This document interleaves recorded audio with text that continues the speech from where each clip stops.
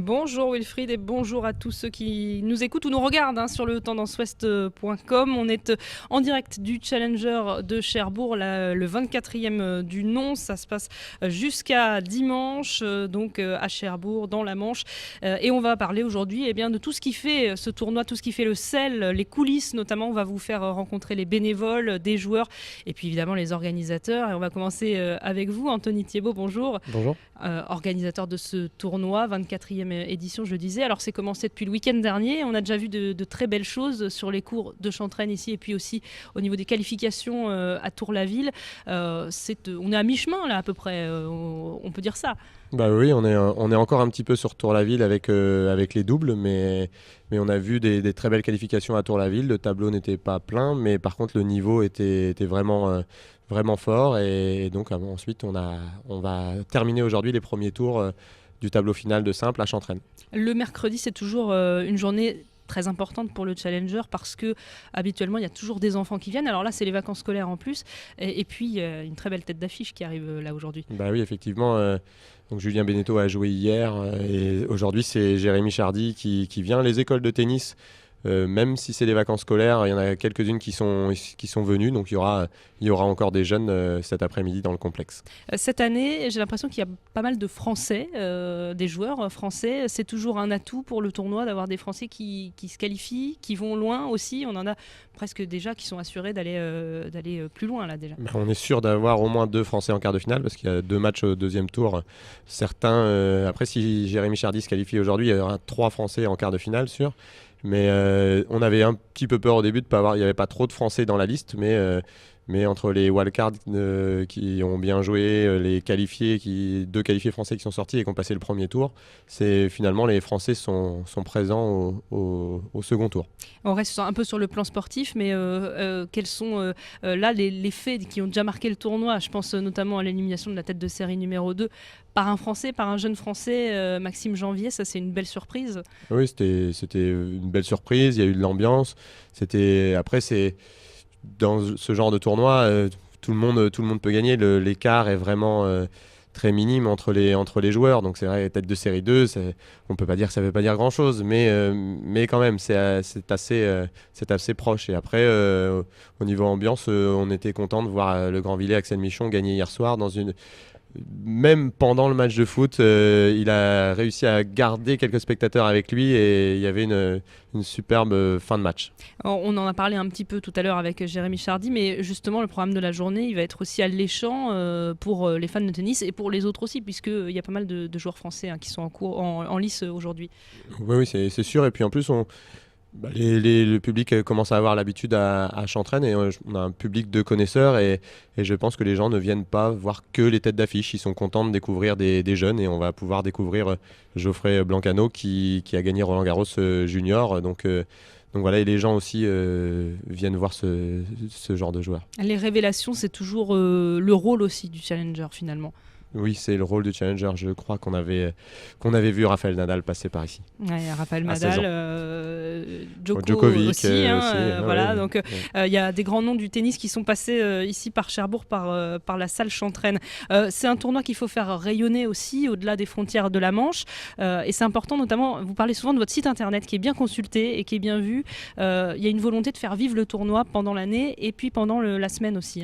Ah bah, oui, on a un super site internet, tout le monde le dit et maintenant les gens viennent de loin pour nous aider parce que Loïc vient de Paris, il était originaire d'ici et il vient de Paris pour aider Stéphane et Alexis avec encore beaucoup plus de vidéos cette année que les années précédentes et le site est encore en train de progresser. On ne pensait pas qu'on pouvait faire aussi bien, mais on continue encore de progresser. Alors justement, vous parlez de Loïc qui est en face de vous, Loïc Merle des Îles.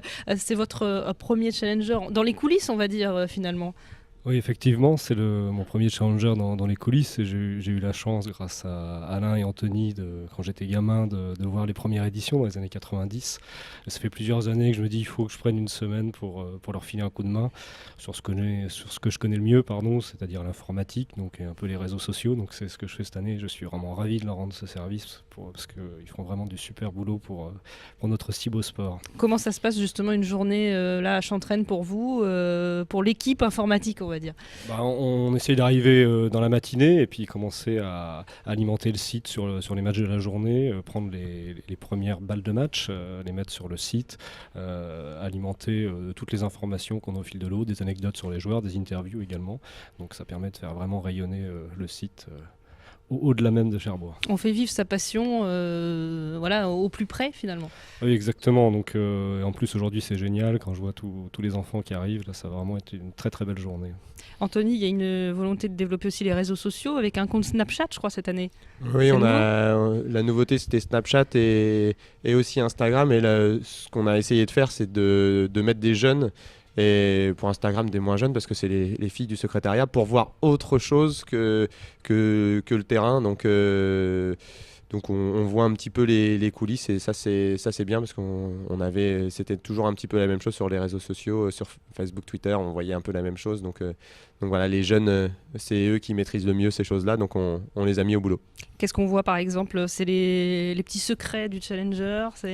Oui, sur Instagram, on peut voir, par exemple, la dernière chose que j'ai aperçue, c'est le fait que Jérémy Chardy soit arrivé. Je ne sais pas s'ils ont pris une photo à l'entraînement ou à la sortie de la voiture, ou je ne sais plus exactement, mais c'est toutes ces petites choses-là, et je pense qu'en fin de semaine, on va essayer aussi de trouver encore d'autres moments un peu atypiques. Juste pour le rappeler, mais effectivement on parle des coulisses, on parle de... le Challenger, c'est combien de bénévoles, c'est combien de personnes qui font vivre ce tournoi? C'est 120 personnes. 120 personnes, donc certains qui sont là avant, d'autres après. Ouais, il y en a avant pour le montage, et ceux qui sont là avant pour le montage sont aussi là pour le démontage. Après, c'est 30-40 personnes avant et après, et pendant on est 120 quoi. Loïc, des envies particulières pour la fin de la semaine, là, des personnes que vous aimeriez, des joueurs peut-être en vidéo, ou avoir du monde? L'idée c'est d'avoir au moins tous les Français, j'imagine. Oui, après j'aimerais bien que Kenny remporte le tournoi cette année, alors, parce que j'aime bien son jeu. Kenny Deschappers. Oui, Kenny Deschappers bien sûr, donc attiré vers la volée, donc c'est toujours un jeu spectaculaire. Il a fait un match magnifique hier, et je souhaite vivement qu'il l'emporte. Alors, on verra ça, puis on lui posera la question, pourquoi pas, puisqu'il sera à notre micro dans quelques instants. Je me tourne vers Stéphane Crétois, bonjour à vous. Anthony va vous donner le micro. Bonjour. Vous êtes le superviseur de ce tournoi. Alors, pour ceux qui ne sont pas forcément passionnés de tennis, un superviseur c'est quoi? Est-ce que je me trompe si je dis, ça sera peut-être un peu négatif, mais c'est l'inspecteur des travaux finis en quelque sorte? C'est un peu vrai. Quel est votre rôle? En fait, c'est un peu vrai. Le superviseur, c'est le représentant de l'ATP sur le site. Ma mission, c'est un petit peu une mission de l'ombre quand même. C'est d'organiser un peu la partie sportive du tournoi. La gestion des inscrits, gestion de la programmation, en coordination évidemment avec les envies des organisateurs. Voilà, c'est un peu ça. Je s'occupe un peu de l'arbitrage aussi un petit peu, mais voilà.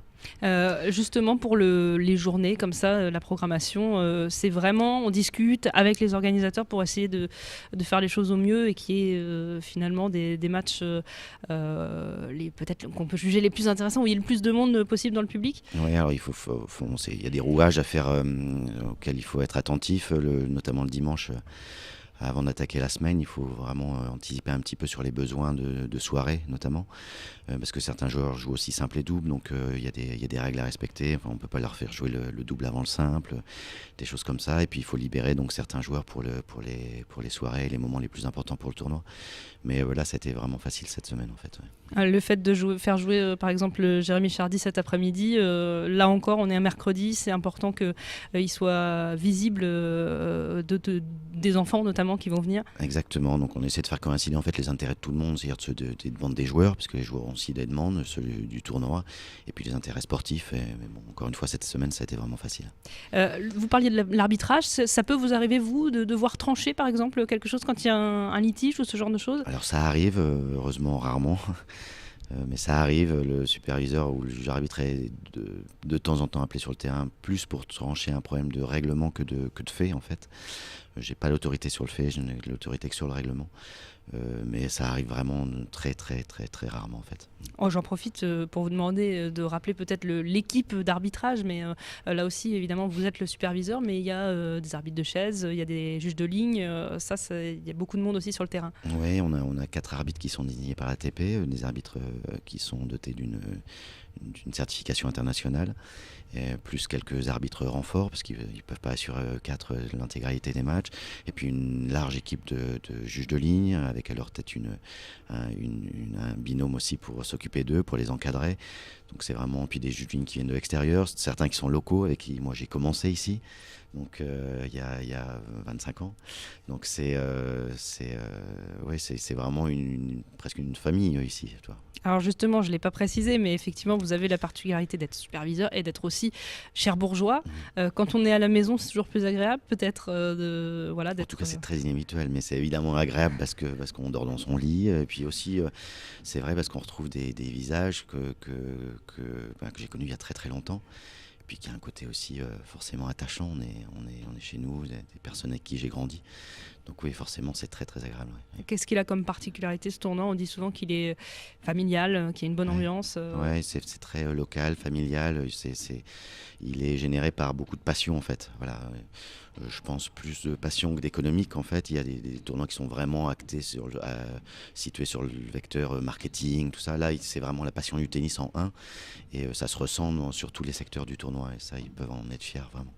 Superviseur, ça veut dire que vous êtes amené à aller un peu dans toute la France. Vous pouvez comparer aussi les tournois, peut-être à l'étranger, je ne sais pas, mais en tout cas, vous êtes un peu partout finalement. Un petit peu, un peu en France, en Europe, un peu dans le monde, ouais. Donc oui, ça fait beaucoup voyager. Ça ne veut pas dire qu'on voit beaucoup parce que les journées sont souvent longues, mais ça fait beaucoup voyager, un peu comme le joueur. En fait, on suit un peu les joueurs. Vous avez le temps de, voilà, on voit en direct, il y a le Tokiwoki qui s'active. Si jamais vous avez des obligations, on peut vous laisser. Simplement, vous avez le temps de voir des matchs réellement où c'est compliqué, on est dans le bureau. Non, alors ça fait partie de mon travail quand même. Il y a des tournois sur lesquels c'est plus facile que d'autres. Un tournoi qui est bien organisé comme celui de Cherbourg notamment m'offre le loisir de regarder des matchs. Ça fait vraiment partie de la mission pour être sûr d'abord que tout se passe bien sur les terrains, mais aussi pour évaluer les arbitres. Voilà, donc ça fait partie de la mission. Il n'y a pas que de l'administratif quand même, heureusement. Heureusement. Et le terrain, on va y aller tout à l'heure, juste après une petite coupure. On va se retrouver avec des joueurs, une paire de joueurs même, Kenny et Geoffrey de Shaper qui sont là et qui vont être au micro de Tendance Ouest. À tout de suite.